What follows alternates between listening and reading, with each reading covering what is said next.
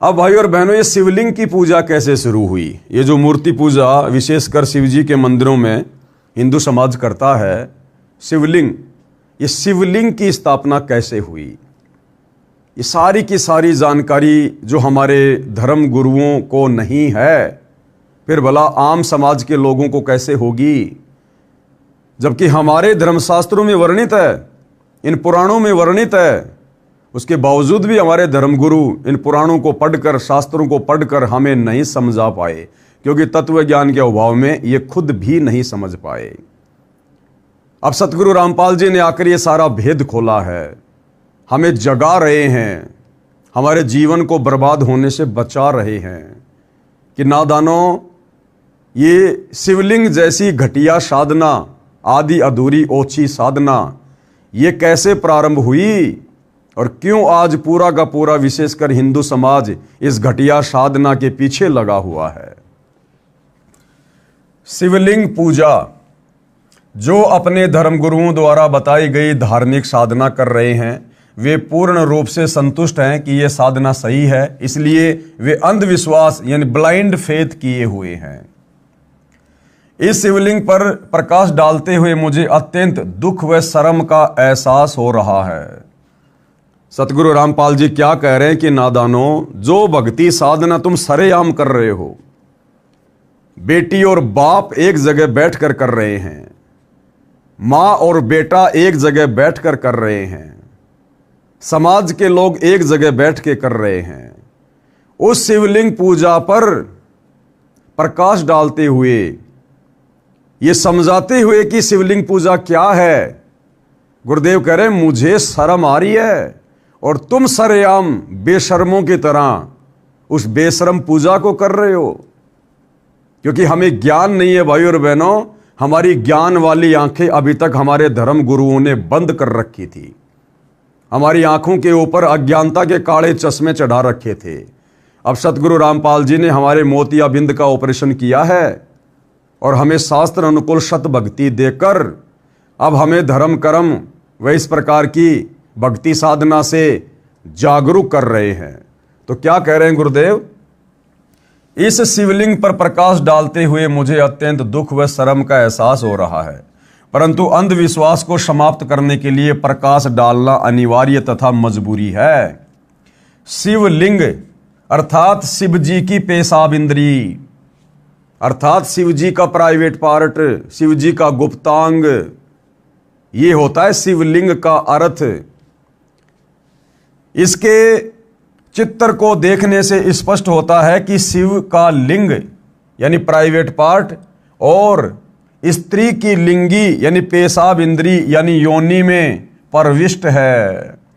गुरुदेव कह रहे हैं जब आप ध्यान से शिवलिंग को देखोगे ना, तो आपको पता चलेगा कि ऊपर का जो हिस्सा है वो शिव का लिंग यानी उसका प्राइवेट पार्ट है, और नीचे का जो हिस्सा है जिसके अंदर शिवलिंग है वो स्त्री योनि है, वो दुर्गा की योनि है, स्त्री योनि है वो।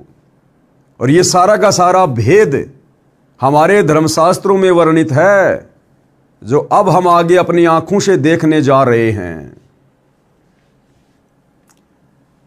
इसकी पूजा हिंदू श्रद्धालु कर रहे हैं। शिवलिंग की पूजा कैसे प्रारंभ हुई, कैसे शुरू हुई? हमारे धर्मशास्त्रों में लिखी हुई है, देखिएगा। शिव महापुराण जो वेंकटेश्वर प्रेस मुंबई से छपी है तथा जिसके प्रकाशक हैं खेमराज श्री कृष्णदास प्रकाशन मुंबई, हिंदी टीकाकार अनुवादक हैं विद्यावारिधि पंडित ज्वाला प्रसाद जी मिश्र। भाग 1 में विद्वेश्वर संहिता अध्याय 5 पेज नंबर 11 पर नंदीकेश्वर यानी शिव के वाहन ने बताया कि शिवलिंग की पूजा कैसे प्रारंभ हुई। शिव जी के वाहन नंदीकेश्वर यानी नंदी खुद बता रहे हैं कि शिवलिंग की पूजा कैसे शुरू हुई। विद्वेश्वर संहिता अध्याय 5 श्लोक 27 और 30। पूर्व काल में जो पहला कल्प जो लोक में विख्यात है, उस समय महात्मा ब्रह्मा और विष्णु का आपस में युद्ध हुआ। शिव जी के वाहन नंदीकेश्वर क्या बता रहे हैं कि एक समय श्री ब्रह्मा जी और श्री विष्णु जी का आपस में युद्ध हो गया, लड़ाई झगड़ा हो गया तगड़े वाला। अब विचार करो भाई और बहनों, अरे हम आम प्राणी, चलो हम तो भाई लड़ सकते हैं आपस में, क्योंकि हम तो हर प्रकार से विकारों से युक्त हैं, अज्ञानी जीव हैं, हम तो आपस में लड़ सकते हैं, झगड़ सकते हैं। वैसे तो नहीं लड़ना चाहिए, नहीं झगड़ना चाहिए, ये एक इंसान के लक्षण नहीं होते हैं। फिर भी देवी देवताओं की अगर हम तुलना में बात करें तो इंसान तो चलो आपस में लड़ भी ले, झगड़ भी ले, अज्ञानता में, मूर्खता में। लेकिन जिन प्रधान देवताओं को, श्री ब्रह्मा जी को, श्री विष्णु जी को हम भगवान मानकर, परमात्मा मानकर गुणगान करते हैं, जिनके हमने देश विदेश में लाखों की संख्या में मंदिर बना रखे हैं, जिनसे लाभ प्राप्त करने के लिए हम उनकी पूजा करते हैं, उनके दर्शनों के लिए जाते हैं, जिनको हम सारी सृष्टि का रचयिता और संचालन कर्ता मान रहे हैं, वो भगवान भी आपस में बच्चों की तरह लड़ रहे हैं, झगड़ रहे हैं, युद्ध कर रहे हैं। क्या कह रहे हैं नंदिकेश्वर जी? उस समय महात्मा ब्रह्मा और विष्णु का परस्पर युद्ध हुआ, उसके मान को दूर करने को, यानी उन दोनों के बीच में जिस बात को लेकर झगड़ा हो रहा था, ब्रह्मा जी विष्णु से बोला मैं तेरा बाप, मैं तेरा पिता, मैं सारे संसार का भगवान हूं, और विष्णु जी कहने लगे कि मैं हूं भगवान, मैं तेरा बाप हूं, तू कैसे अपने आप को सृष्टि का रचयिता कह रहा है। यानी आपस में कि मैं भगवान, इस बात को लेकर दोनों के बीच में युद्ध हो गया। अब उन दोनों के युद्ध को समाप्त करवाने के लिए उनका पिता, ये काल ब्रह्म, जिसने गीता जी का ज्ञान श्री कृष्ण जी के शरीर में प्रेत की तरह प्रवेश करके बोला है, जो गुप्त रहता है, जिसको श्राप लगा हुआ है, जिसका काल रूप है, जिसको हम ब्रह्म कहते हैं, ये वहां पर श्री शंकर जी का रूप धारण करके, क्योंकि ये अपने ओरिजिनल रूप में तो आता नहीं है, इसको श्राप लगा हुआ है, इसने सौगंध खा रखी है कि मैं अपने ओरिजिनल रूप में कभी किसी को दर्शन नहीं दूंगा। गीता अध्याय 11 श्लोक नंबर 46 और 47 कि ये मेरा अटल घटिया नियम है, मैं कभी किसी को अपने ओरिजिनल रूप में दर्शन नहीं दूंगा। तो इसकी मजबूरी हो जाती है अन्य रूप धारण करके आने की। तो जब इसके दोनों बेटे ब्रह्मा और विष्णु जी आपस में लड़ रहे थे, तो काल ने सोचा कि अगर ये आपस में लड़ेंगे, झगड़ेंगे, तो भैया ये नीचे की सृष्टि कौन चलाएगा, मेरे भोजन की व्यवस्था कैसे होगी। उनके युद्ध को समाप्त करवाने के लिए और उनके इस भ्रम को तोड़ने के लिए कि नादानो, तुम भगवान नहीं हो, तुम परमात्मा नहीं हो, तुम ईश नहीं हो, ये काल ब्रह्म उन दोनों के बीच में शंकर जी का रूप बनाकर प्रकट हो गया और अपनी पत्नी दुर्गा को पार्वती रूप बनाकर साथ में वहां पर दोनों प्रकट हो गए। उनके मान को दूर करने के लिए, मान यानी जो उनको अभिमान हो गया था, ब्रह्मा जी कह रहे थे मैं भगवान, विष्णु जी कह रहे थे मैं भगवान, उनके मान को दूर करने को उनके बीच में उस निष्कल परमात्मा ने स्तंभ रूप अपना स्वरूप दिखाया। सबसे पहले तो इस काल ब्रह्म ने उन दोनों के बीच में एक बहुत बड़ा लंबा चौड़ा, जिसका कोई और छोर नहीं, ऐसा एक खंबा खड़ा कर दिया, स्तंभ खड़ा कर दिया उन दोनों के बीच में। अब ये दोनों आपस में लड़ना झगड़ना तो भूल गए और उस स्तंभ को देखने लग गए कि ये क्या आ गया, और उसकी जानकारी में दोनों जुट गए, उसको देखने लग गए कि इसका और छोर है या नहीं है। तब जगत के हित की इच्छा से निर्गुण शिव ने, निर्गुण शिव यानी जो काल ब्रह्म जो गुप्त रहता है, उस तेजोमय स्तंभ से अपने लिंग आकार का स्वरूप दिखाया, और कुछ ही देर बाद में उस स्तंभ को उस काल ब्रह्म ने अपने लिंग के आकार का बना दिया, तेजोमय रूप दे दिया, अपने प्राइवेट पार्ट के आकार का, गुप्तांग के आकार का। उसी दिन से लोक में वह निष्कल शिव जी का लिंग विख्यात हुआ, और उसी दिन से संसार में शिवलिंग की पूजा शुरू हो गई। अब बताओ, ना हमारे वेदों में शिवलिंग की पूजा का विधान, ना वेदों के निष्कर्ष श्री गीता जी में शिवलिंग का विधान, ना शिवलिंग की पूजा करने से मुक्ति होती है, ना कोई सुख होता है। आगे देखिए, आपको प्रमाण सहित दिखाया जाएगा। विद्वेश्वर संहिता पेज नंबर 18 अध्याय 9 श्लोक 40 और 43, इससे मैं अज्ञात स्वरूप हूँ, पीछे तुम्हें दर्शन के निमित्त साक्षात ईश्वर तत्क्षण ही मैं सगुण रूप हुआ हूँ। मेरे ईश्वर रूप को सकल तत्व जानो और ये निष्कल स्तंभ ब्रह्म का बोधक है। यानी काल कहने लगा कि मैं जो निर्गुण रूप में रहता हूं ना, ये जो मेरा प्राइवेट पार्ट है, जो लिंग है, ये मेरा सरगुण रूप है और तुम आज से इसी की पूजा शुरू कर दो। ये जो लिंग है तुम इसको जो है ब्रह्म ही जानो। लिंग लक्षण होने से ये मेरा लिंग स्वरूप निर्गुण होगा। इस कारण हे पुत्रो यानी ब्रह्मा विष्णु को वो क्या कह रहा है कि हे पुत्रो, हे बेटो, यानी ये काल ब्रह्म जो स्तंभ रूप में अपने प्राइवेट पार्ट के रूप में जिसने वो स्तंभ खड़ा कर दिया था, ब्रह्मा विष्णु महेश का पिता है ये। ब्रह्मा और विष्णु को कह रहा है हे पुत्रो, तुम नित्य इसकी अर्चना करना।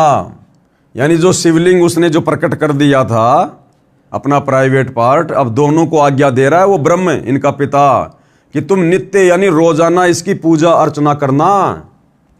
ये सदा मेरी आत्मा रूप है और मेरी निकटता का कारण है। लिंग और लिंगी के अभेद से ये महत्व नित्य पूजनीय है। लिंग और लिंगी, लिंग यानी शिव जी का प्राइवेट पार्ट और लिंगी यानी दुर्गा जी का प्राइवेट पार्ट। और क्या कह रहा काल, लिंग और लिंगी के अभेद से यह महत्व नित्य पूजनीय है। यानी अब ये अति पूजनीय हो गया और तुम नित्य रोजाना इसकी पूजा शुरू कर दो। अब जब हमारे भगवानों ने अज्ञानता में आकर और लिंग और लिंगी की पूजा शुरू कर दी, काल ब्रह्म के प्राइवेट पार्ट और दुर्गा के प्राइवेट पार्ट की मूर्ति बनाकर पूजा शुरू कर दी, तो आप और हम तो भगवानों से बड़े थोड़ी हो गए। फिर हमारे धर्मगुरुओं ने वही साधना आप और हमारे से शुरू करवा दी, जिसका वेदों में, गीता जी में कोई विधान नहीं है, शास्त्रों में कोई विधान नहीं है। अन्य प्रमाण, शिवलिंग यानी शिव का जननेन्द्री यानी प्राइवेट पार्ट है, तथा जिसमें यह प्रविष्ट है वह लिंगी यानी पार्वती की जननेन्द्री है, प्राइवेट पार्ट है। पार्वती यानी इस काल ब्रह्म ने अपनी पत्नी दुर्गा को पार्वती रूप बनाकर वहां पर अपने साथ में प्रकट किया था। उपरोक्त प्रकाशन की श्री शिव महापुराण के रुद्र संहिता में पेज नंबर 25 से 28 पर चय को लिंग रूप कारण वर्णन नामक 12 अध्याय के श्लोक नंबर 1 व 54 में कहा है कि श्री व्यास जी के शिष्य श्री सूत जी से ऋषियों ने प्रश्न किया कि हे सूत जी, शिवलिंग की पूजा के विषय में जैसा आपने सुना है वैसा बताओ। ऋषि सूत जी बोले कि मैंने जैसा सुना है वैसा सुनो, वैसा कहता हूं। अब क्या बताया वेदव्यास जी के शिष्य सूत जी ने? दारू वन में शिव भगत ऋषि रहते थे। वे निरंतर शिव जी का पूजन यानी भक्ति करते थे। उनकी पत्नियां भी उनके साथ उसी वन में रहा करती थी। कुछ ऋषिजन एक दिन सामिधाओं को लेने के लिए कभी दारू वन में आए। इसी अंतर में एक व्यक्ति नग्न अवस्था बिल्कुल नंगा उस वन में आया और अपने लिंग यानी प्राइवेट पार्ट को हाथ में पकड़कर कामी पुरुष यानी व्यभिचारी की तरह निर्लज होकर हिला हिलाकर अश्लील हरकत करने लगा। उसे देखकर उस वन की स्त्रियां उसके पास आई।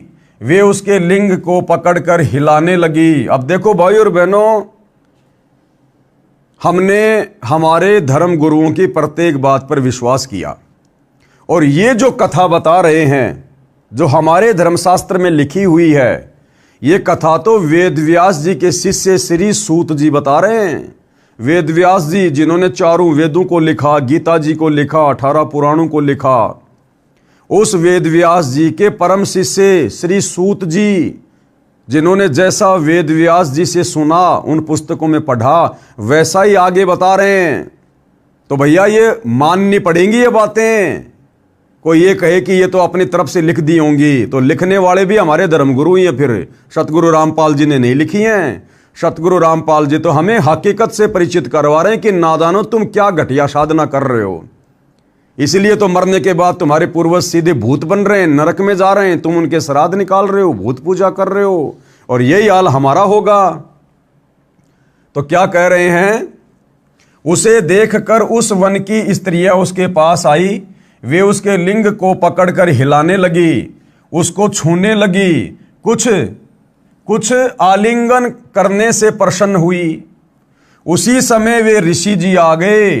उन ऋषियों ने कहा कि तू ऐसा बेशर्म कर्म करने वाला कौन है? तेरा लिंग धरती पर गिर जाए। उस समय उसका लिंग भूमि पर गिर गया और जलने लगा, तीनों लोकों में जलता हुआ गया। उसको शांत करने के लिए पार्वती यानी वाइफ ऑफ शंकर जी, उसकी स्तुति की गई। उससे कहा गया कि आप योनि यानी लिंगी यानी पार्वती जी से कहा गया कि आपका जो प्राइवेट पार्ट है आप वो बन जाओ। पार्वती जी ने योनि रूप धारण किया। उस जलते हुए लिंग को उस योनि में डाला गया, तब वह शांत हुआ। उसके पश्चात उस शिवलिंग की ऐसी मूर्ति जिसमें स्त्री योनि में लिंग प्रविष्ट हो, पत्थर की बनाकर स्थान स्थान पर रखकर पूजा शुरू हो गई। अब बताओ भाइयों और बहनों, वेद व्यास जी के शिष्य सूत जी जो कथा सुना रहे हैं वो हमारे सनातनी साधु संत महात्माओं की सुना रहे हैं जिनकी हम महिमा किया करते थे। अब उस समय वो स्त्रियां किस प्रकार की गंदी हरकतें उस व्यक्ति के लिंग को देखकर खुद ही करने लगी और किस प्रकार से फिर उन ऋषियों ने उसको श्राप दिया कि तेरा लिंग कटकर गिर जाए। और उसके बाद उस कटे हुए लिंग ने अग्नि रूप धारण कर लिया, बहुत भयंकर ज्वाला, और नीचे को आने लगा। तो उन ऋषि मुनियों ने भगवान शंकर की पत्नी पार्वती से प्रार्थना की कि आप जी योनि रूप बन जाओ, आप स्त्री का जो प्राइवेट पार्ट है योनि उसका रूप धारण करो।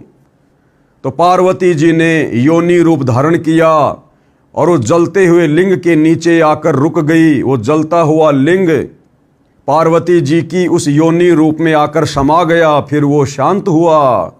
और उसके बाद हमारे सनातनी ऋषि मुनियों ने जगह जगह उसी आकार के पत्थर के वो लिंग और लिंगी बनाकर जगह जगह स्थापित कर दिए, मंदिर बना दिए, और आप और हम मूर्खों से फिर उसकी पूजा शुरू करवा दी। देखो आगे चित्र लिंग व लिंगी का, जिसमें स्पष्ट है ये ऐसा है शिवलिंग। ऐसी बेशरम पूजा भी करते हैं हिंदू, ये तत्व ज्ञान का टोटा है। सतगुरु रामपाल जी कहते हैं कि ऐसी बेशरम पूजा जो वर्तमान में हिंदू समाज कर रहा है, भाई ये तत्व ज्ञान का अभाव है। ये हमारे नादान धर्म गुरुओं ने, जिनको तत्व ज्ञान नहीं था, हमारे शास्त्रों को इन्होंने पढ़ा जरूर लेकिन समझ नहीं पाए, इन्होंने ये बेशरम पूजा साधना समाज में शुरू करवा रखी है। तो गुरुदेव कह रहे हैं कि यह है तत्व ज्ञान का टोटा है। पेश है शिवपुराण के विद्वेश्वर संहिता के अध्याय 5 श्लोक 27-30 व अध्याय 9 श्लोक 40-43 की फोटोकॉपी। देखिए भाई और बहनों, ऋषि बोले हे सूत जी, यानी वेद व्यास जी के शिष्य सूत जी ऋषियों को कथा सुना रहे हैं शिवलिंग के विषय में। ऋषि बोले हे सूत जी, आप व्यास जी के प्रसाद से सब वस्तुओं को जानते हैं, यानी व्यास जी के आशीर्वाद से आपको सारी कथाओं का पता है। आपको कुछ अज्ञात नहीं, इस कारण हम आपसे पूछते हैं। संसार में उन लिंगों की पूजा होती है जो आपने पहले बताए, सो उनका कारण वही है, क्या और इसका कोई कारण है? हे सूत जी, लोक में शिव की प्रिया पार्वती जो बाण रूप कही है, सो इसका क्या कारण है? आपने जैसा सुना है वैसा कहो। अब सूत जी क्या बोले? वेद व्यास जी के परम शिष्य सूत जी क्या कथा सुना रहे हैं शिवलिंग की पूजा के विषय में? ध्यान से देखिएगा।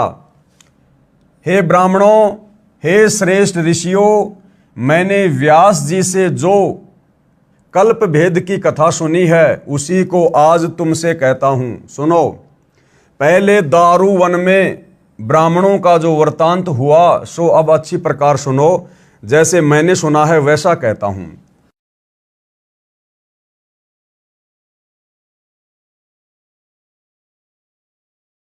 साधु संत महात्मा वहां रहा करते थे, अपनी भक्ति किया करते थे। वे मुनीश्वर तीनों लोकों में निरंतर शिवजी का पूजन करते तथा अनेक प्रकार के स्तोत्रों से स्तुति किया करते थे। वे शिवजी के ध्यान में प्रायण शैव द्विज वर्षण समिधाओं को लेने निमित्त कभी दारुवन में आए। इसी अंतर में साक्षात नील लोक हित शंकर विकट रूप धारण कर उनकी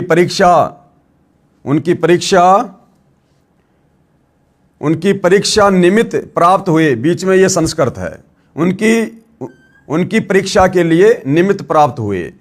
साक्षात दिगंबर अति तेजस्वी विभूति भूषण से शोभायमान कामियों के समान चेष्टों को किए, हाथ में ज्योतिर्लिंग को धारण किए, स्वयं भक्तों से प्रसन्न हुए शिवजी मन से उन वनवासी मुनियों की भलाई करने को प्रसन्नता से उस वन में प्राप्त हुए। अब बताओ भाइयों और बहनों, वेद व्यास जी के शिष्य सूत जी खुद कह रहे हैं और हमारे पवित्र शास्त्र इस विद्वेश्वर संहिता में लिखा हुआ है कि शंकर भगवान एक बार खुद कामियों की तरह नग्न अवस्था में बिल्कुल नंगे होकर उसी वन में आ गए जहां पर वो ऋषि मुनि शंकर जी की भक्ति करते थे। साथ में ऋषि मुनियों की औरतें भी रहा करती थी।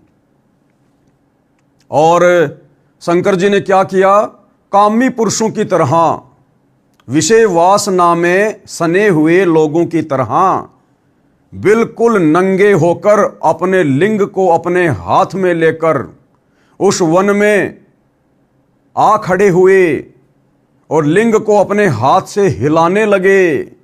और आगे देखिए भाई और बहनों, फिर क्या होता है। वो ऋषि मुनियों की औरतें वो क्या करती हैं, ध्यान से पढ़िए, एक बार दोबारा पढ़ लो।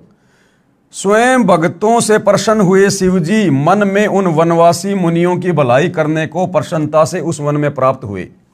उनको देखकर ऋषि पत्नी परम त्रास को प्राप्त हो व्याकुल हो गई।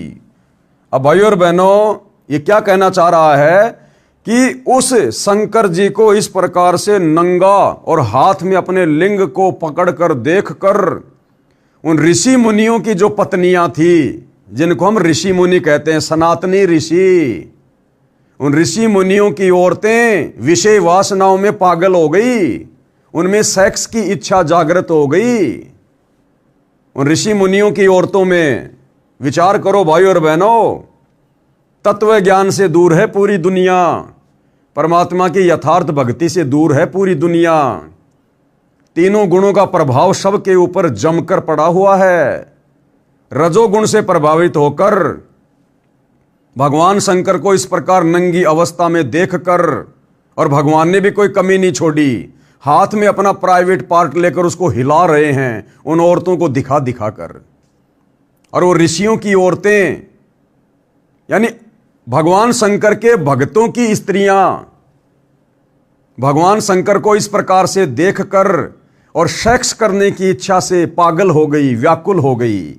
क्या कह रहा लेखक, उसको देखकर ऋषि पत्नी परम त्रास को प्राप्त हो व्याकुल हुई तथा कोई विस्मित हो वहां आई और शंकर जी के पास में आ गई वहां पर, तथा कोई हाथ पकड़ के परस्पर आलिंगन करने लगी और भगवान शंकर के प्राइवेट पार्ट को पकड़कर वो हमारे सनातनी ऋषियों की स्त्रियां उस प्राइवेट पार्ट को चूमने लगी, आलिंगन करने लगी। इस प्रकार वे स्त्रियां परस्पर आलिंगन करने से अति प्रसन्न हुई और कहते हैं उनकी आत्मा की तृप्ति हो गई इस प्रकार लिंग का आलिंगन करने से। देखते जाओ भाई और बहनों, हमारे धर्म गुरुओं ने भक्ति और भगवान के नाम पर हमारे को कहां बैठा रखा है। इसी अवसर में वे श्रेष्ठ ऋषि भी आ गए और कहते हैं इसी समय वो ऋषि भी आ गए जिनकी पत्नियां भगवान शंकर के लिंग को चूम रही थी। उनके विरुद्ध रूप को देखकर वे दुखी तथा क्रोध से व्याकुल हुए।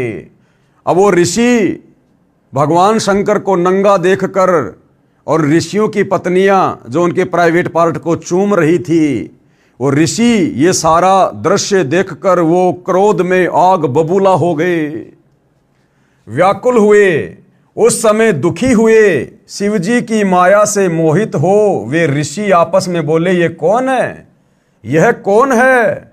इस प्रकार कहने लगे। जिस समय वह अवधूत दिगंबर कुछ न बोले तो वे परम ऋषि उन भयंकर पुरुष से कहने लगे, तुम वेद मार्ग को लोप करने वाले विरुद्ध कार्यों को करते हो। वो ऋषि क्या कहने लगे कि हे नादान, तू वेदों में लिखी हुई साधना के विपरीत ये अज्ञान वाली साधना क्यों फैला रहा है। यानी वेद मार्ग को लोप करने वाले, यानी वेदों में लिखी हुई भक्ति साधना के विपरीत विरुद्ध कार्य को करते हो, इस कारण तुम्हारा ये लिंग भूमि पर गिर पड़े। और ऋषियों ने उसको श्राप दे दिया कि तेरा ये लिंग टूटकर कटकर धरती पर गिर जाए। यानी भाई और बहनों, कहने का मतलब है उन भक्तों ने अपने भगवान शंकर को श्राप दे दिया और भक्तों के श्राप से हमारे भगवान शंकर का लिंग कटकर नीचे जमीन पर गिर गया। अब बताओ, भगवान बड़ा हुआ या वो भगत बड़े हुए। और भगवान ने भी कितनी बेशर्मी दिखाई। अब भाई और बहनों, ये कारण क्या है। और वहां पर जो शंकर जी का रूप बनाकर जिस प्रकार से नंगा होकर जो आया था, वो ये शिव शंकर नहीं था। इस शिव शंकर का रूप बनाकर ये काल, ये ब्रह्म जो गीता जी का ज्ञान दे रहा है श्री कृष्ण जी के शरीर में प्रवेश करके, ये काल ब्रह्म ये अपने बेटे शंकर का रूप बनाकर इस प्रकार से वहां पर ये गंदी हरकत करने लगा। क्योंकि इसने तो भाई और बहनों, आप और हमारे से शास्त्रों के विरुद्ध घटिया साधना करवाकर हमें जन्म और मरण के चक्कर में रखना है। ये नहीं चाहता कि कोई भी आत्मा इस तत्व ज्ञान को समझकर या तत्वदर्शी संत की शरण में आकर सतभक्ति करके मेरे 21 ब्रह्मांड से बाहर निकल जाए, जन्म मरण के झंझट से मुक्त हो जाए। क्योंकि इसे तो प्रतिदिन 1 लाख मानव शरीरधारी स्त्री पुरुषों के सूक्ष्म शरीर से निकली वासना खाने का श्राप लगा हुआ है। तो ये काल इस प्रकार की घटिया साधना करवाता है। ये काल इस प्रकार से दुनिया को भ्रमित करता है।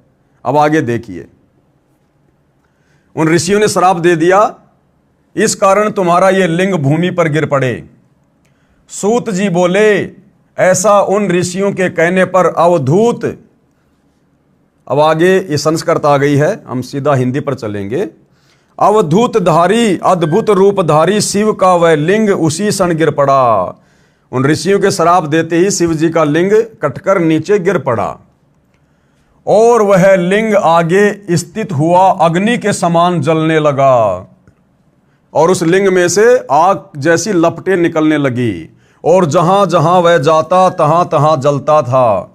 वह लिंग पाताल में, स्वर्ग लोक में भी उसी प्रकार प्रज्वलित हो भ्रमण करने लगा, कहीं पर भी स्थिर न हुआ।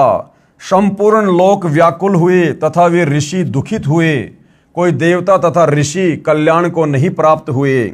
जिन्होंने शिव जी को नहीं जाना वे संपूर्ण देवर्षि दुखित हुए, परस्पर मिलकर तत्काल ब्रह्मा के शरण में गए। अब वो सारे ऋषि वगैरह डर कर वापस ब्रह्मा जी के पास गए कि भगवान इसका कोई समाधान बताओ। वहां जाकर, यानी ब्रह्मा जी के पास जाकर, वे सब ऋषि ब्रह्मा को नमस्कार कर तथा उसकी स्तुति करके सृष्टि करने वाले ब्रह्मा जी से वह वृत्तांत कहने लगे। यानी सारी बातें उन ऋषियों ने बताई। जी ऐसे ऐसे एक नंगे आदमी का रूप धारण करके ऐसे ऐसे शंकर जी आए और इस प्रकार से हमारी औरतें भी पागल हो गई उसको नंगा देखकर विषय वासनाओं में आकर। हम लोगों ने गुस्से में आकर उनको श्राप दे दिया, उनका प्राइवेट पार्ट कटकर नीचे गिर गया। उसके बाद उसने तो अग्नि रूप धारण कर लिया, तीनों लोकों में घूम रहा है, वो तो रुकने का नाम ही नहीं ले रहा। तो ब्रह्मा जी उनके वचनों को सुनकर शिव की माया से मोहित हुए ऋषि श्रेष्ठों को जानकर शिव जी को प्रमाण कर उनसे बोले। अब ब्रह्मा जी को भी बेचारे को तत्व ज्ञान नहीं। ऋषियों के मुंह से इस प्रकार की कहानी सुनकर ब्रह्मा जी ने शंकर जी को प्रणाम करके फिर क्या कहा। ब्रह्मा जी बोले, हे ब्राह्मणों, जानने वाले भी आप लोग ऐसे निंदित काम को करते हैं। एक कहावत है भाई और बहनों, उल्टा चोर कोतवाल को डांटे।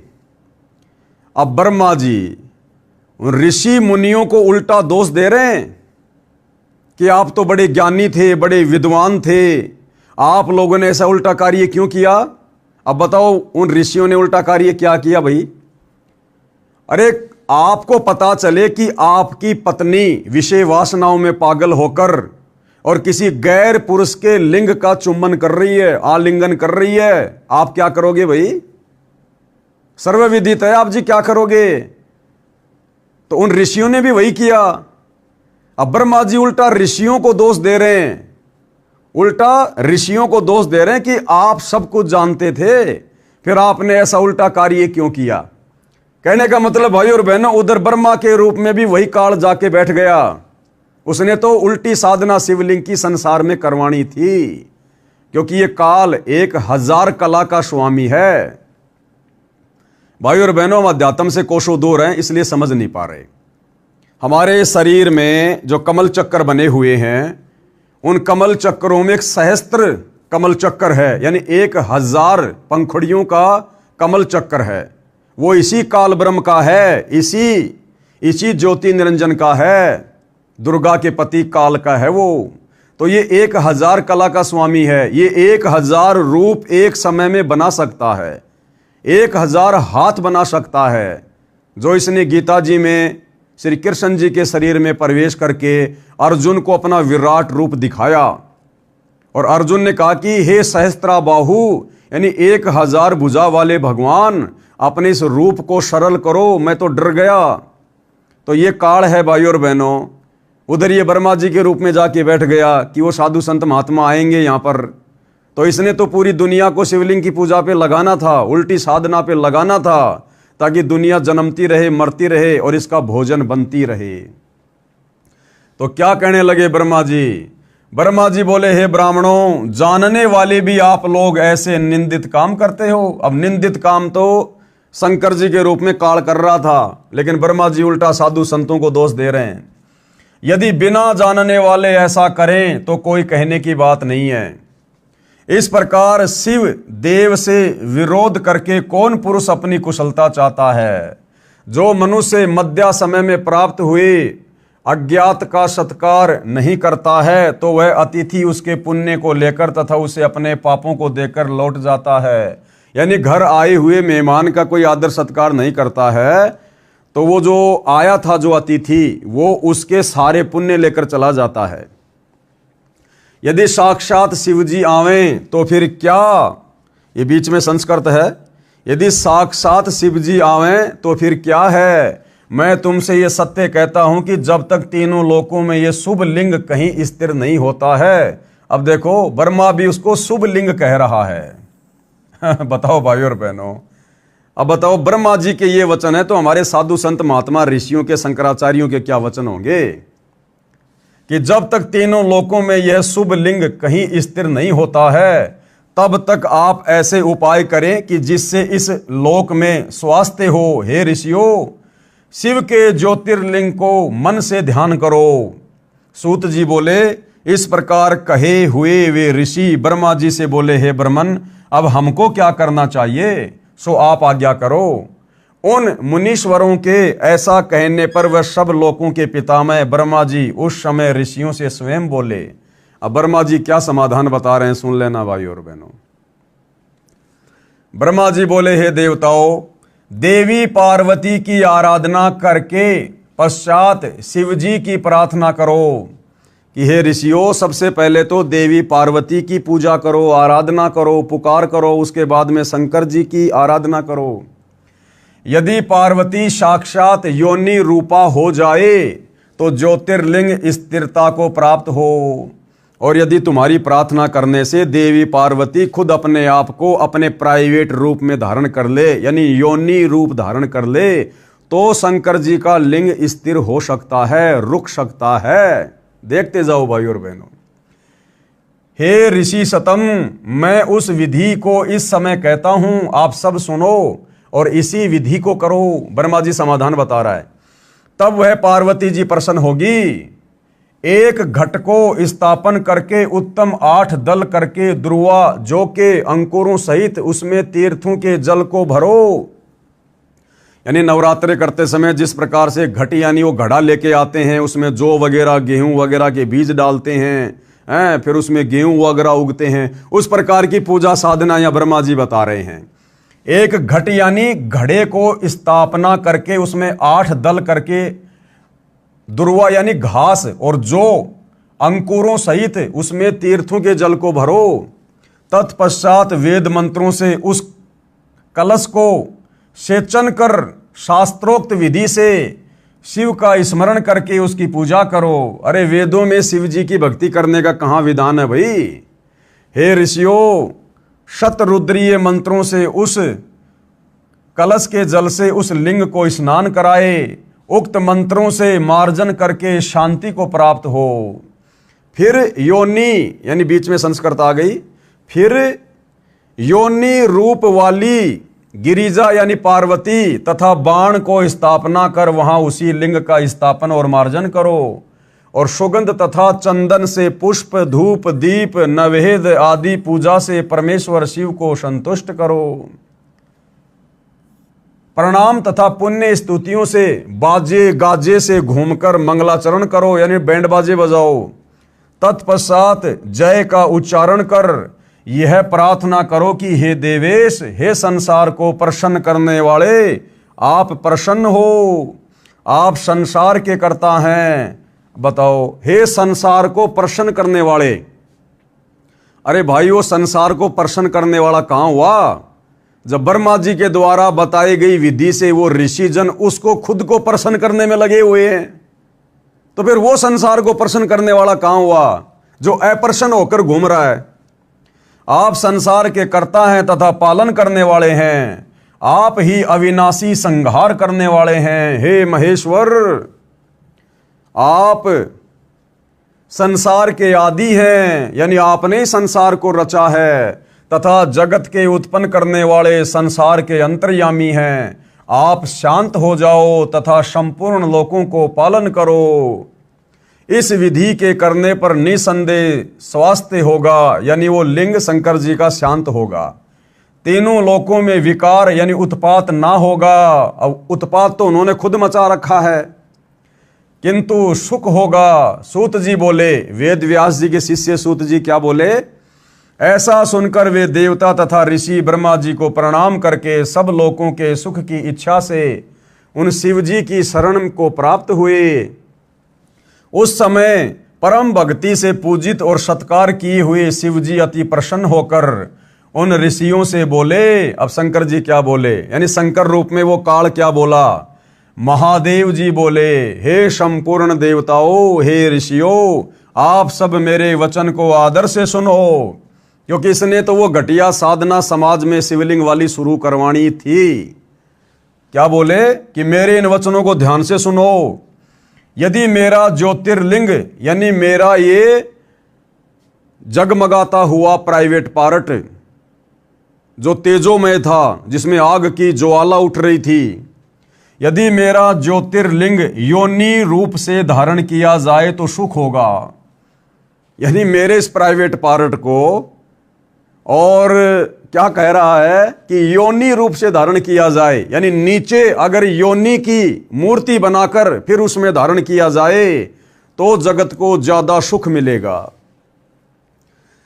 ये बीच में संस्कृत आ गई है। अब आगे देखिए, पार्वती के और कोई मेरे ज्योतिर्लिंग को धारण करने को समर्थ नहीं है। यानी मेरे प्राइवेट पार्ट को धारण करने में पार्वती के अलावा और कोई समर्थ नहीं है। उन देवी पार्वती जी से धारण किया हुआ मेरा लिंग शीघ्र ही शांति को प्राप्त होगा। सूत जी बोले, हे मुनीश्वरों, ये सुनकर देवता तथा ऋषियों ने ब्रह्मा जी को ग्रहण कर उस समय पार्वती जी की प्रार्थना की। पार्वती जी तथा शिव जी को प्रसन्न करके पूर्वोक्त विधि के अनुसार श्रेष्ठ ज्योतिर्लिंग की स्थापना की। मंत्रों में कही हुई विधि के अनुसार देवता तथा ऋषियों ने अपने धर्म हेतु पार्वती तथा शिव जी को प्रसन्न किया। ब्रह्मा विष्णु तथा देवर्षि यानी तमाम वो देवता, त्रिलोकी के चर अचर सहित सभी ने शिव जी की विशेष पूजा की। उस समय शिव जी प्रसन्न हुए और जगत की माता पार्वती जी प्रसन्न हुई। यानी शिव रूप में तो ये काल था और पार्वती रूप में अपनी पत्नी दुर्गा को इसने बना रखा था, और उन्होंने उस रूप से उस लिंग को धारण किया। यानी पार्वती रूप में दुर्गा जी ने योनि रूप बनाकर और शिव रूप में जो काल था उसके लिंग को अपनी योनि में धारण किया। उस योनि रूप पार्वती में लिंग के स्थापित होने पर उस समय बड़ा आनंद होने लगा। देख लो भाई और बहनों। और हे दिज्जो यानी हे विद्वानों, वह ज्योतिर्लिंग तीनों लोकों में प्रसिद्ध हो गया। यानी वो घटिया साधना फिर तीनों लोकों में, स्वर्ग में, पाताल में और पृथ्वी पर वो सुप्रसिद्ध हो गई। वे पार्वती तथा शिव की प्रतिमा हाट केश नाम से प्रसिद्ध हुई। उनके पूजन करने से सब प्रकार लोकों को सुख होता है।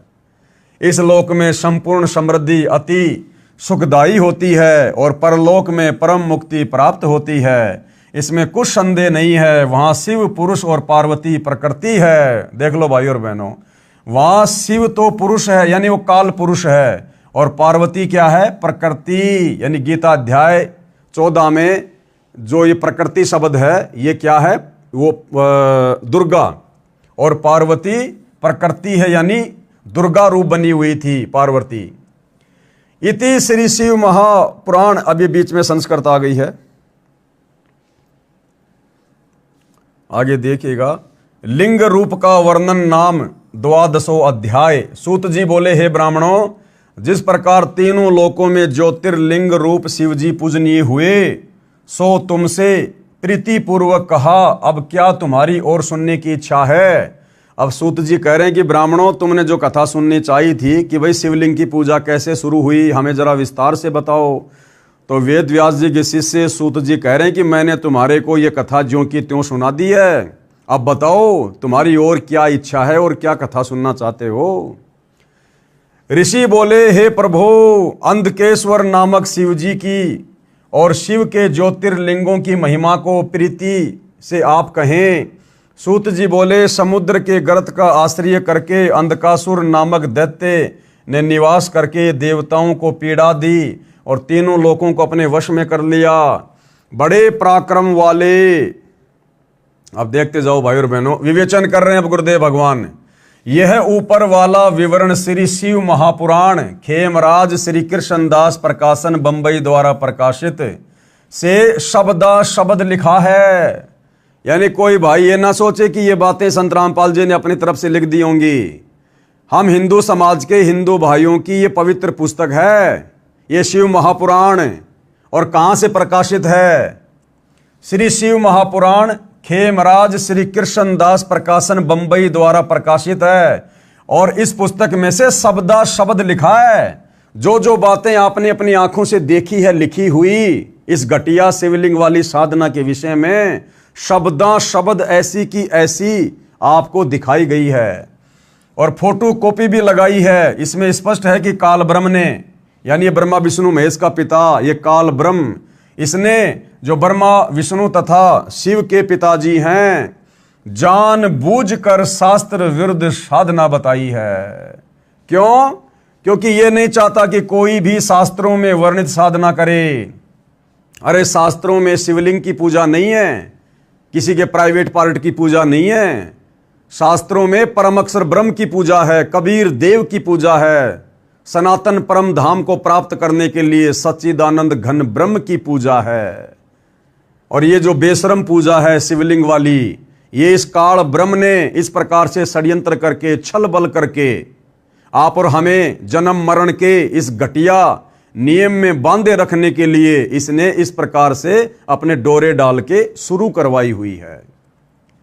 इसलिए अपने लिंग यानी गुप्तांग यानी अपने प्राइवेट पार्ट को जो पत्थर का था उसको पत्थर की लिंगी यानी स्त्री का गुप्तांग यानी प्राइवेट पार्ट बनाकर उसमें प्रवेश करके उस लिंग व लिंगी की पूजा करने को कह दिया। पहले तो तेजोमय बहुत बड़ा स्तंभ ब्रह्मा तथा विष्णु के बीच में खड़ा कर दिया, यानी ब्रह्मा और विष्णु आपस में जो लड़ाई कर रहे थे कि मैं भगवान, तो पहले तो उनके युद्ध को शांत करने के लिए इसने बीच में बड़ा स्तंभ खड़ा कर दिया। फिर अपने पुत्र शिव के रूप में प्रकट होकर अपनी पत्नी दुर्गा को पार्वती रूप में प्रकट कर दिया। उसके बाद क्योंकि ये स्वयं तो अपने ओरिजिनल रूप में आ नहीं सकता, इसने सौगंध खा रखी है, इस काल ने अपने बेटे शिव जी का रूप बनाया और अपनी पत्नी दुर्गा को पार्वती का रूप बनाया और उसके बाद वहां दोनों के पास में प्रकट हो गया और उस तेजोमय स्तंभ को गुप्त कर दिया और अपने लिंग यानी गुप्तांग के आकार की पत्थर की मूर्ति प्रकट की। और जो स्तंभ उसने पहले खड़ा किया था उसको तो अंतर ध्यान कर दिया और अपने प्राइवेट पार्ट अपने लिंग को वहां उन दोनों के बीच में खड़ा कर दिया तेजोमय रूप में।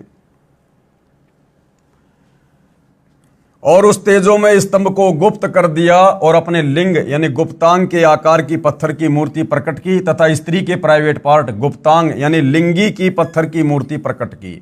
उस पत्थर के लिंग को लिंगी यानी स्त्री की योनि में प्रवेश करके ब्रह्मा तथा विष्णु से कहा कि ये लिंग तथा लिंगी अभेद रूप है, यानी इन दोनों को ऐसे ही रखकर नित्य पूजा करना। जो साधना वर्तमान में ज्यादातर पूरा हिंदू समाज कर रहा है।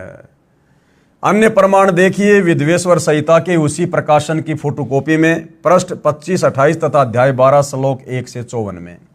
ये हमारे हिंदू धर्मशास्त्र हैं भाई। इसके पश्चात ये बेशरम पूजा सब हिंदुओं ने देखा देखी शुरू कर दी यानी चल रही है।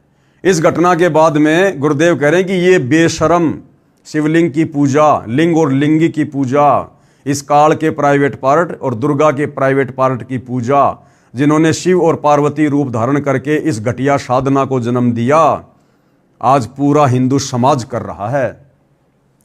इसके पश्चात ये बेशरम पूजा सब हिंदुओं में देखा देखी चल रही है। आप मंदिर में शिवलिंग को देखना, उसके चारों ओर स्त्री इंद्री का चित्र है जिसमें शिवलिंग प्रविष्ट दिखाई देता है। ये पूजा काल ब्रह्म ने प्रचलित करके मानव समाज को दिशाहीन कर दिया, वेदों तथा गीता के विपरीत साधना बता दी। अब भाइयों और बहनों, जब ये गूढ़ सच्चाई जो हम हिंदुओं के धर्मशास्त्रों में लिखी हुई है, ये सच्चाई जब आज सतगुरु रामपाल जी समाज के सामने पेश कर रहे हैं, हमारे अनमोल मनुष्य जीवन को बचाने की चेष्टा करते हुए, तो हमारे धर्मगुरुओं को ये बातें अच्छी नहीं लगती।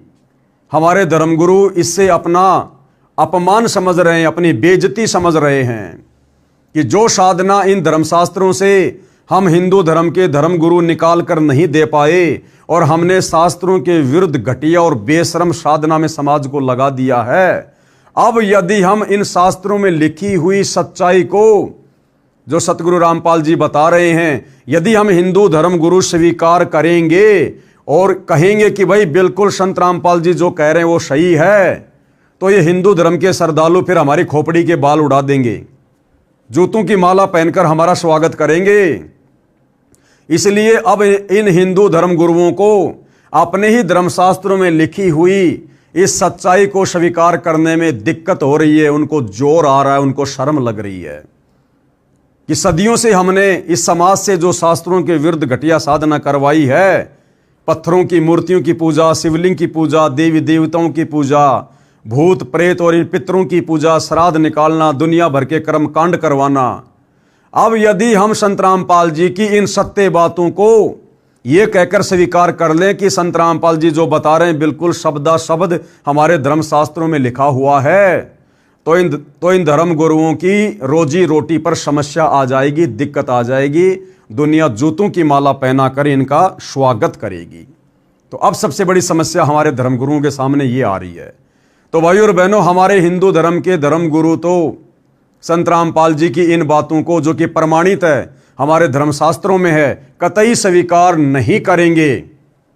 लेकिन यदि आम हिंदू समाज के श्रद्धालुओं ने अध्यात्म को समझना है और ये मनुष्य जन्म जो परमेश्वर ने हमें दिया है 84 लाख योनियों के कष्ट भोगने के बाद, जो केवल सत भक्ति करके अपनी आत्मा का कल्याण करवाने के लिए मिलता है, तो हिंदू समाज से जुड़े श्रद्धालुओं को विचार अवश्य करना चाहिए। अपने मनुष्य जीवन को सफलता की ओर ले जाते हुए सत भक्ति शुरू करनी चाहिए, अपनी आत्मा का कल्याण करवाना चाहिए। अन्यथा भाइयों और बहनों, हम सदा रहने वाले नहीं हैं और इस मनुष्य जन्म में हमने जैसा भी धर्म कर्म किया, जैसी भी भक्ति की, पाप और पुण्य किया, उसी का फल फिर हम अनंत युग तक आगे भोगेंगे। ये हमारे धर्मगुरु हमारी कोई सहायता नहीं करेंगे। हमारे धर्मगुरु हमारा दुख बंटवाने के लिए हमारे साथ नरक में नहीं जाएंगे। अपने द्वारा किए गए आधे अधूरे धर्म कर्म और शास्त्रों के विरुद्ध साधना का जो परिणाम होता है, जो प्रतिफल होता है, वो हम स्वयं ही भोगेंगे। ये धर्मगुरु अपना भोगेंगे और श्रद्धालु अपना भोगेंगे।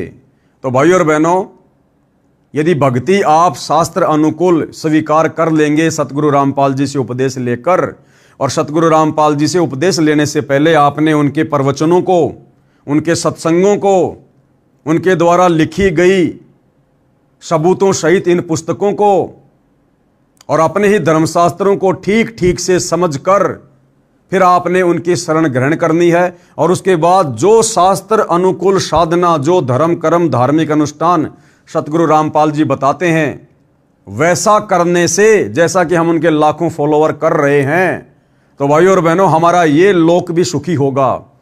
हमें हर प्रकार के संकटों से, पीड़ाओं से, दुखों से मुक्ति मिलेगी।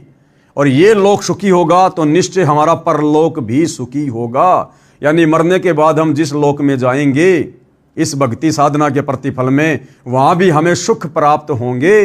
क्योंकि हमें इसी लोक में सतगुरु रामपाल जी की सत भक्ति से यदि सुख हो रहे हैं तो परलोक में भी अवश्य हम सुखी होंगे।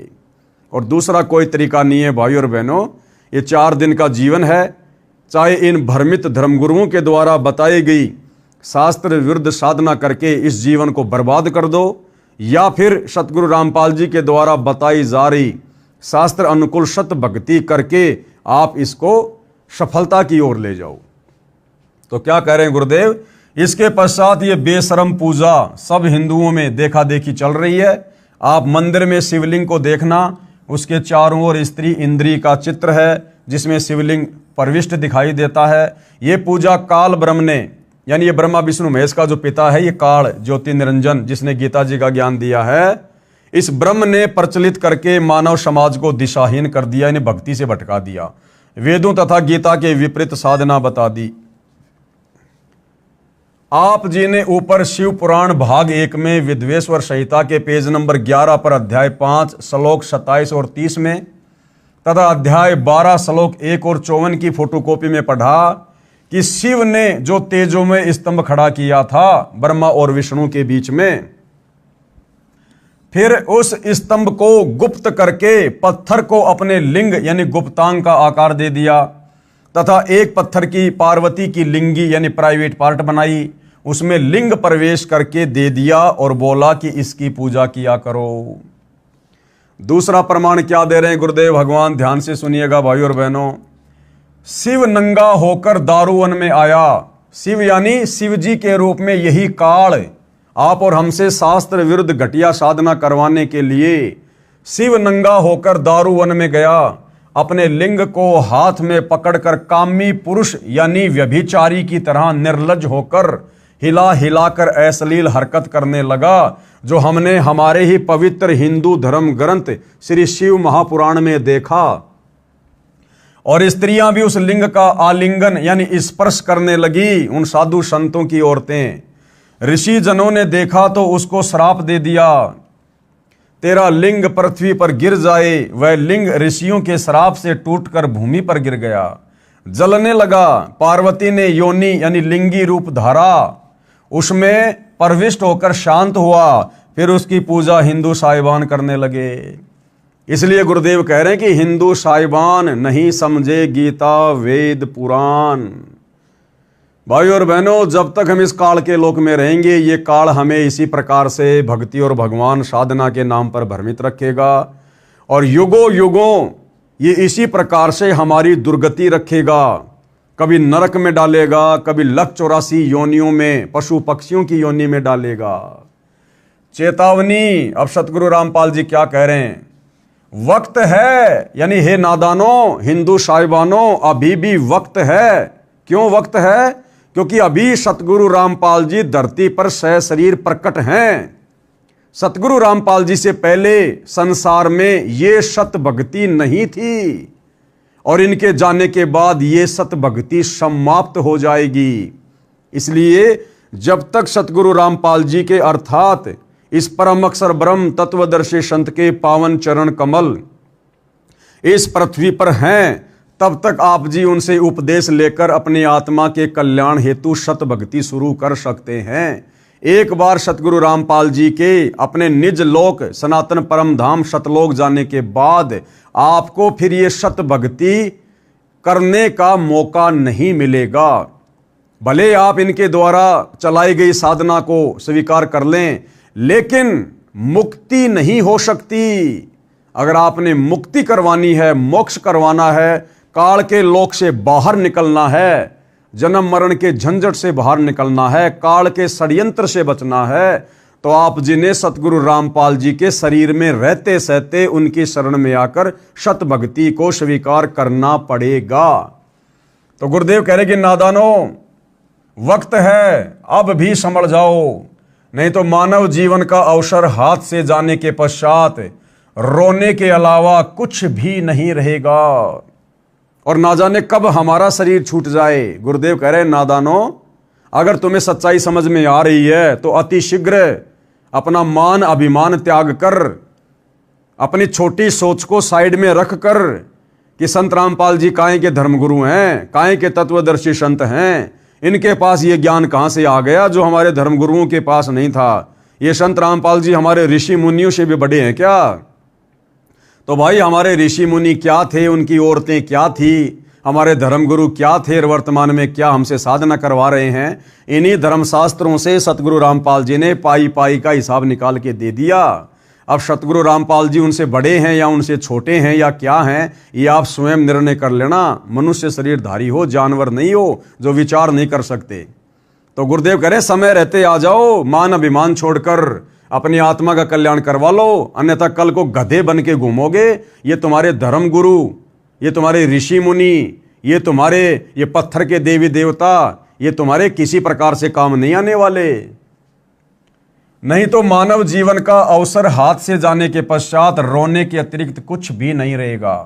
गीता व वेदों का ज्ञान परम अक्षर ब्रह्म का बताया हुआ है, इसलिए वह शास्त्र प्रमाणित होने से लाभदायक है। यानी जो साधना पवित्र चारों वेदों में और गीता जी में है, वो साधना परम अक्षर ब्रह्म सत्य पुरुष कबीर देव जी के द्वारा बताई गई साधना है। उसी साधना को करने से हमारी आत्मा का कल्याण होगा, दूसरा कोई तरीका धरती पर नहीं है।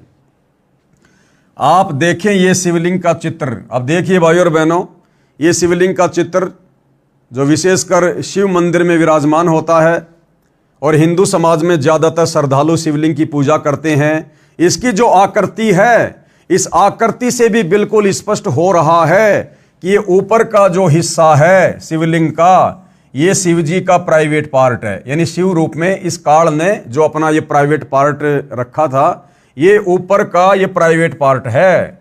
और ये जो ऊपर का शिवलिंग है, ये जिस आकृति में ये प्रविष्ट है, जो समाया हुआ है, ये नीचे शिवलिंगी है, यानी स्त्री योनि का चित्र है। ये पार्वती का समझो या दुर्गा जी का समझो, ये प्राइवेट पार्ट है, यानी लिंगी है ये। और ऊपर ये चाहे शंकर जी समझो, चाहे ये काल ब्रह्म समझो, ये इसका प्राइवेट पार्ट है, इसका लिंग है। और ये घटिया साधना सदियों से इस काल के द्वारा भ्रमित किए जाने के चलते हमारे हिंदू धर्मगुरु भी करते आ रहे हैं, और उनकी देखा देखी, उनके मार्गदर्शन में अपने जीवन का बेड़ा गर्क करवाने के लिए हम आम हिंदू समाज के श्रद्धालु भी करते आ रहे हैं। तो ऊपर का जो हिस्सा है ये शिव का लिंग यानी गुप्तांग का चित्र है, और नीचे का जो ये चित्र है ये स्त्री के गुप्तांग का चित्र, जिसमें शिवलिंग समाया हुआ है। ये स्त्री के गुप्तांग यानी प्राइवेट पार्ट का चित्र है, जिसकी पूजा आम हिंदू समाज कर रहा है। एक बाप अपनी बेटी के साथ कर रहा है, लेकिन बिल्कुल भी शर्म नहीं है। एक बेटा अपनी मां के साथ बैठकर कर रहा है लिंग और योनि की पूजा, लेकिन बिल्कुल भी शर्म नहीं है। क्यों? क्योंकि हमें आध्यात्मिक ज्ञान नहीं है, हमें इसकी सच्चाई का पता नहीं है। हमें यह तो पता कि शिवलिंग है, और शिवलिंग का मतलब क्या होता है, किसी भी व्यक्ति का प्राइवेट पार्ट है। परंतु हम अपने धर्मशास्त्रों में वर्णित सच्चाई से अपरिचित हैं, हमारे हृदय में सच्चाई समा नहीं रही। अब ये सच्चाई भाई और बहनों सतगुरु रामपाल जी ने आकर बताई है, और जिस जिसके हृदय में ये अटल सच्चाई समा गई वो भाई भक्ति करके अपना जीवन सफल करेगा। अन्यथा अगले जन्मों में भाई और बहनों गधे कुत्ते सूअर की योनि में जाना पड़ेगा। लक 84 तो निश्चित है, क्योंकि एक मनुष्य जन्म 84 लाख योनियां भोगने के बाद मिलता है, और उसके बाद नरक में जाना वो अलग है।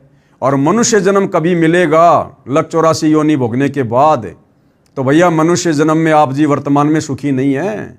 और ऐसी घटिया और बेशरम भक्ति करके जब हम 84 लाख योनियों का चक्कर काटकर नरक भोगकर जब मनुष्य जन्म प्राप्त करेंगे, तो उस समय तो हमें और भी घटिया और दुखों से भरा हुआ मनुष्य जन्म मिलेगा। तो सोचो हमारी कैसी कैसी दुर्गति ये काल कर रहा है, और फिर भी हम आंखें नहीं खोल रहे हैं। आगे क्या कह रहे हैं गुरुदेव, इस शिवलिंग की पूजा अंध श्रद्धावान करते हैं। अंध श्रद्धावान यानी जिनको आध्यात्मिक ज्ञान नहीं है, जो बिल्कुल अंधे बनकर बैठे हुए हैं, देखा देखी लोक वेद वाली पूजा करते हैं। जिसने जैसा कह दिया वैसा ही भक्ति साधना शुरू कर दी, उसको अंध श्रद्धालु कहते हैं। इस शिवलिंग की पूजा अंध श्रद्धावान करते हैं, जो शर्म की बात है। जो शर्म की बात तो है ही, परंतु धर्म के विरुद्ध भी है। अरे ये तो एक मानवीय धर्म के विरुद्ध भी है भाई, ये तो सामाजिक नियम और परंपराओं के भी विरुद्ध है भाई। ये तो बिल्कुल बेशर्मों वाली पूजा है, परंतु धर्म के विरुद्ध भी है, क्योंकि यह गीता व वेद शास्त्रों में नहीं लिखी हुई है। इसका खंडन सूक्ष्म वेद में इस प्रकार किया गया है। अब इस शिवलिंग जैसी बेशरम और बेहया साधना का, जिसका हमारे धर्मशास्त्रों में, गीता और वेदों में कहीं कोई जिक्र नहीं है, इस बेशरम घटिया साधना का सूक्ष्म वेद में, सूक्ष्म वेद यानी 5वां वेद, जो ज्ञान वो परम अक्षर ब्रह्म कबीर देव तत्वदर्शी संत के रूप में आकर अपने मुख कमल से बोलकर जो ज्ञान प्रचार करता है, उसको तत्व ज्ञान कहते हैं। 650 साल पहले कबीर परमात्मा जी ने तत्वदर्शी संत के रूप में आकर ये ज्ञान पूरे हिंदू समाज को दिया, अन्य समाज को दिया। बनारस के काशी में सन 1398 में कबीर जी शिशु रूप में प्रकट हुए, और सन 1518 में मगर से सशरीर सतलोक चले गए।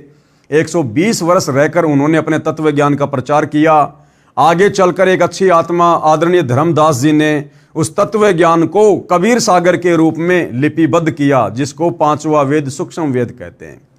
आगे चलकर इसी काल प्रेरणा से ब्रह्मा विष्णु महेश के पिता, इसी काल ब्रह्म की प्रेरणा से उस कबीर सागर में भी कबीर पंथियों ने बहुत सारी मिलावट कर दी, अपना मनमाना ज्ञान उसमें ठूंस दिया, जिस कारण से फिर उसी परम अक्षर ब्रह्म कबीर देव को आदरणीय गरीब दास जी के रूप में आकर, जो गांव छुड़ानी जिला झज्जर हरियाणा में हुए, उनके रूप में आकर लीला करते हुए दोबारा से सूक्ष्म वेद 5वें वेद की रचना करनी पड़ी, जिसको सदग्रंथ साहिब कहते हैं, जिसका पाठ सतलोक आश्रम में होता है। और सतगुरु रामपाल जी जिस सदग्रंथ साहिब को आधार बनाकर हमें सत्संग सुनाते हैं। तो आदरणीय गरीबदास जी की वाणी अर्थात 5वें वेद सूक्ष्म वेद में क्या कहा गया है शिवलिंग जैसी बेशरम साधना के विषय में। धरे शिवलिंगा बहुविध रंगा, कि शिव जी के मंदिरों में तरह तरह के शिवलिंग, तरह तरह के रंग वाले, तरह तरह की आकृति वाले शिवलिंग को स्थापित किया जाता है। धरे शिवलिंगा बहुविध रंगा और गाल बजावे गैले, और वे शिव जी की स्तुति करते हैं, उसके सामने बैठकर अपने गाल बजाते हैं। जे लिंग पूजे शिव साहिब मिले, सतगुरु रामपाल जी समझा रहे हैं गरीबदास जी की वाणी के माध्यम से। गरीबदास जी कह रहे हैं कि हे नादानो, अगर उस लिंग की, उस प्राइवेट पार्ट की पूजा करने से अगर शंकर भगवान मिले तो पूजो क्यों ना खेले, तो फिर तो इन खागड़ों की पूजा शुरू कर दो, जोटों की पूजा शुरू कर दो, बैल की पूजा शुरू कर दो। अगर शिवलिंग को पूजने से भगवान शंकर मिल रहा है तो फिर तो ये जो जोटे हैं, जो भैंसे हैं, जो खागड़ हैं, अरे इनकी लिंग की भी पूजा शुरू कर दो, क्योंकि वो कम से कम भैंस को गर्भ धारण करवाता है। फिर उस भैंस से, उस गाय से हमारे को एक बच्चा प्राप्त होता है। वो गाय का बछड़ा फिर खेतों में हल जोतने के काम आता है, और वो गाय फिर दूध देती है, जो परिवार पीता है, घी बनता है, मक्खन बनता है। तो सूक्ष्म वेद में गरीबदास जी कह रहे हैं कि नादानों, अगर शिव जी के लिंग को पूजने से अगर शंकर भगवान की प्राप्ति हो रही है तो फिर तो खागड़ के लिंग की भी पूजा कर दो, जोटे के लिंग की भी पूजा कर दो, जो भैंस को या गाय को नए दूध करता है, गर्भ धारण करता है, जिससे हमें दूध पीने को मिल रहा है। अर्थात उस खागड़ के जोटे के लिंग के भी तो फिर बहुत सारे गुण हैं जिनके लाभ हमारे को प्रत्यक्ष दिखाई दे रहे हैं। तो कह रहे हैं धरे शिवलिंगा बहुविध रंगा गाल बजावे गैले, जय लिंग पूजे शिव साहिब मिले तो पूजो क्यों ना खेले। फिर तो भैया जोटों की पूजा कर दो, बैलों की पूजा कर दो, जो गाय को भैंस को नए दूध कर देते हैं, हमें दूध पीने को मिलता है। अगर लिंग पूजे शिव शंकर जी प्राप्त हो रहे हैं तो फिर तो भैया इन खागड़ों की पूजा भी शुरू कर दो। यानी परमेश्वर इस प्रकार से व्यंग करते हुए, जो कि सत्य है, आप और हमारी सोई हुई आत्मा को जगाना चाह रहे हैं कि नादानो, तुम किस घटिया साधना में लगे हुए हो, अपने अनमोल मनुष्य जीवन को बर्बाद कर रहे हो। शब्दार्थ परमेश्वर कबीर जी ने समझाया है कि तत्व ज्ञानहीन मूर्ति पूजक अपनी साधना को श्रेष्ठ बताने के लिए गैले यानी डीठ व्यक्ति गाल बजाते हैं, यानी व्यर्थ की बातें बड़बड़ करते हैं जिनका कोई शास्त्र आधार नहीं होता। वे जनता को भ्रमित करने के लिए विविध प्रकार के रंग बिरंगे पत्थर के शिवलिंग रखकर अपनी रोजी रोटी चलाते हैं। कबीर जी ने कहा कि मैं उन्हें बताना चाहता हूं कि यदि शिव जी के लिंग यानी प्राइवेट पार्ट को पूजने से शिव जी भगवान का लाभ लेना चाहते हो तो आप धोखे में हैं। यदि ऐसी बेशरम साधना करनी है तो खागड़ यानी ओक्ष मेल काऊ के लिंग की पूजा करो, जिससे गाय को गर्भ होता है, उसे अमृत दूध मिलता है। हल जोतने के लिए बैल व दूध पीने के लिए गाय उत्पन्न होती है, जो प्रत्यक्ष लाभ दिखाई देता है। आपको पता है कि खागड़ के लिंग, खागड़ यानी जोटा बैल, खागड़ के लिंग से कितना लाभ मिलता है, फिर भी उसकी पूजा नहीं कर सकते क्योंकि यह बेशर्मी का कार्य है। कबीर परमेश्वर जी कहना चाह रहे हैं कि नादानो, वो जो पत्थर की मूर्ति जो शिवलिंग है, तुम्हें उसका तो कोई प्रत्यक्ष लाभ दिखाई नहीं दे रहा। वो तुम्हें क्या लाभ दे रही है, क्या लाभ नहीं दे रही है, लाभ तो वो दे ही नहीं सकती, लेकिन उसकी पूजा करने वाले को भी दिखाई नहीं दे रहा कि वो क्या लाभ दे रहा है। लेकिन जो खागड़ है, जो जोटा है, जो बैल है, उसके लिंग का लाभ तो तुम्हें प्रत्यक्ष दिखाई दे रहा है। अरे गाय और भैंस नए दूध हो जाती है, गर्भ धारण करती है, उससे हमें पीने को दूध मिलता है, हल जोतने के लिए बछड़ा मिलता है। तो गुरुदेव कह रहे हैं कि नादानो, उस खागड़ के लिंग का तो तुम्हें प्रत्यक्ष लाभ दिखाई दे रहा है, लेकिन उसके बावजूद भी तुम उसके लिंग की पूजा नहीं करते। जोटे या बैल के लिंग की पूजा नहीं करते तुम। क्यों? क्योंकि यह बेशर्मी की बात है। तुम्हें शर्म आती है कि हम खागड़ के लिंग की पूजा कैसे करें। भाई, हमारे परिवार में तो हमारी बेटी भी है, माँ भी है, बहन भी है। जब वो देखेंगे तो क्या सोचेंगी, समाज देखेगा तो क्या सोचेगा, ये जोटे के लिंग की पूजा कर रहा है, खागड़ के लिंग की पूजा कर रहा है, बड़ा बेशरम आदमी है, मेरी बेइज्जती हो जाएगी। और दूसरी तरफ तुम अपने भगवान के लिंग की पूजा कर रहे हो सह परिवार, वहां तुम्हें शर्म नहीं आ रही? वहां तुम्हारा समाज कहां मर गया, घर के सदस्य कहां मर गए? अरे उस समय हम बेशरम क्यों हो जाते हैं? तो ये भाई और बहनों, तत्व ज्ञान का भाव है, तत्व ज्ञान का। आपको पता है कि खागड़ के लिंग से कितना लाभ मिलता है, फिर भी उसकी पूजा नहीं कर सकते क्योंकि यह बेशर्मी का कार्य है। इससे स्पष्ट है कि आप अंधश्रद्धावानों को यही नहीं पता है कि यह पत्थर का बना शिवलिंग व जिसमें यह प्रविष्ट दिखाया गया है, यह क्या चीज है। यदि आपको पता होता तो इसको एक आंख भी नहीं देखते। पूजा तो बहुत दूर की बात है इस शिवलिंग की। सवाल नंबर 43। अब भाई और बहनों, इस प्रकार की सत्य और प्रमाणित बातें सुनकर हिंदू समाज से जुड़े भाई बहन, उनकी आत्माएं जागृत हो रही हैं और आगे से आगे अध्यात्म को जानने के विषय में उनकी जिज्ञासा बढ़ रही है। उसी जिज्ञासा के तहत उन्होंने सतगुरु रामपाल जी से सवाल किया कि गीता का ज्ञान भी काल ब्रह्म ने कहा है, जो वेद ज्ञान है, सत्य साधना बताई है, असत्य यानी झूठ को निषेध कहा है, यह लिंग पूजा भी काल ब्रह्म ने प्रारंभ की है। इसने यदि मानव को भ्रमित करना था तो वेद गीता का ज्ञान ही नहीं बताता। अब वो श्रद्धालु क्या कह रहा है कि जी आप जी कह रहे हो कि गीता का ज्ञान और वेदों का ज्ञान भी तो इस काल ब्रह्म ने बोला है, और जो सत्य साधना इन वेदों और गीता जी में बताई गई है और जो शास्त्र विरुद्ध साधना है जो गीता वेदों में लिखी हुई है, तो ये भी तो इस काल ने ही अपने मुंह से बोली है, और ये लिंग पूजा भी काल ब्रह्म ने ही शुरू करवाई है। तो इस काल ब्रह्म ने यदि मानव को भ्रमित करना था तो वेद गीता का ज्ञान ही नहीं बताता। तो भाइयों और बहनों, इस काल ब्रह्म ने केवल वेदों और गीता का ज्ञान अपने मुंह से बोला है। ये ज्ञान इस काल ब्रह्म को सृष्टि की आदि में, शुरुआत में उस परम अक्षर ब्रह्म सत्य पुरुष कबीर देव जी ने दिया था। जब इसको सतलोक से धक्के मार के निकाला था तो कबीर परमात्मा को पता था कि इसने तो बहुत भयंकर गलती कर दी है, लेकिन जब ये तप कर रहा था इसके ऊपर आप और हम सभी आत्माएं जो आसक्त हो गई थी, उन सभी आत्माओं को भी परमात्मा ने सतलोक से निकालना जरूरी था, अन्यथा हम बाकी आत्माओं को भी हम बर्बाद करते, खराब करते। तो हम आत्माओं को भी परमात्मा ने दुर्गा में प्रवेश करके इस काल के साथ यहाँ 21 ब्रह्मांड में भेज दिया, और साथ में परमात्मा ने आप और हमारे ऊपर एक बहुत बड़ा रहम किया।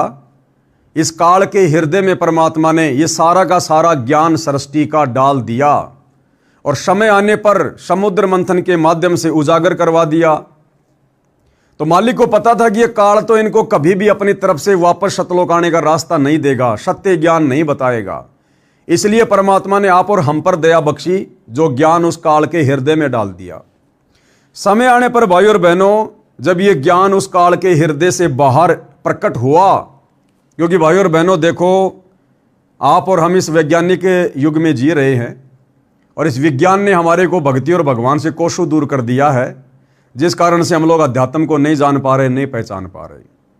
जिस प्रकार परमात्मा ने विधान बना रखा है कि 10वें महीने स्त्री के गर्भ से बच्चा बाहर आएगा ही आएगा, ठीक इसी प्रकार परमात्मा ने अपना विधान बना रखा था कि इतने समय के बाद में जो वेद ज्ञान, जो सृष्टि का ज्ञान मैंने इस काल के हृदय में डाल दिया है, वो बाहर आएगा ही आएगा। तो जैसे ही वो ज्ञान बाहर आया और इस काल ने उसको पढ़ा, देखा, तो इसे पता चला कि इसमें तो मेरी सारी की सारी पोल पट्टी खोल रखी है, और अगर ये सारा का सारा ज्ञान ज्यों क्या त्यों नीचे चला जाएगा तो भैया कोई भी आदमी फिर मेरे बताए अनुसार नहीं चलेगा। सारे के सारे अपना पीछा छुड़वाने के लिए इस ज्ञान के अनुसार ही भक्ति करेंगे, उस परम अक्षर ब्रह्म की भक्ति करेंगे, सतलोक वापस जाने की।